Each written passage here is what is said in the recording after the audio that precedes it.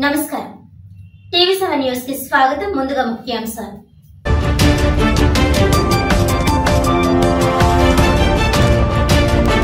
కాకినాడ ప్రభుత్వ ఆసుపత్రిలో గంటకు 3000 లీటర్ల సామర్థ్యం కలిగిన 4 ఆర్వో ప్లాంట్లను సమకూర్చిన coastal aqua private limited ribbon cut చేసి లాంఛనంగా ప్రారంభించిన జిల్లా కలెక్టర్ షాన్ మోహన్.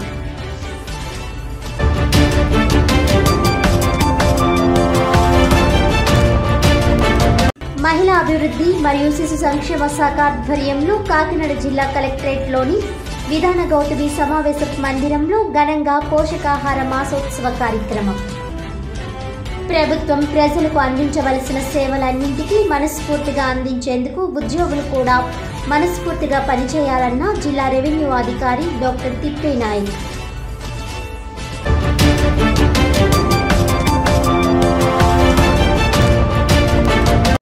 కాకినాడలో ఘనంగా Rajiv Gandhi institute of law college freshers day. విద్యార్థులు సరదాలతో పాటు చదువు పట్ల కూడా శ్రద్ధ వహించి ఉన్నత స్థానానికి చేరుకోవాలన్న విద్యా సంస్థల member Janardhan Rao, law college principal doctor B Srinivasarao.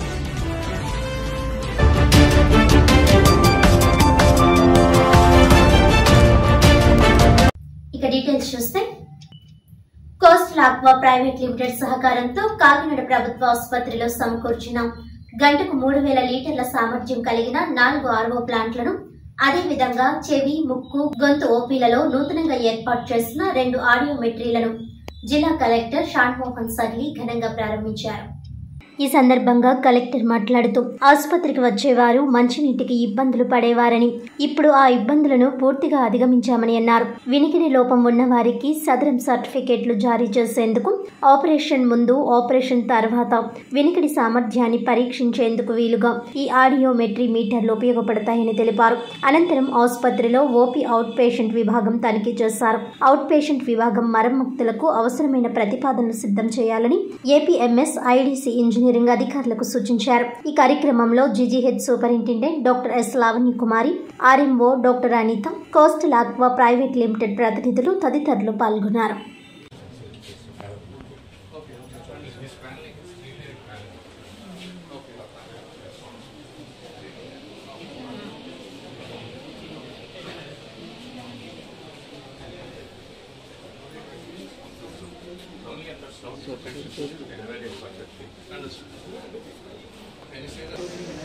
Bro ఇది పట్టుకు బ్రో కొంచెం చాలా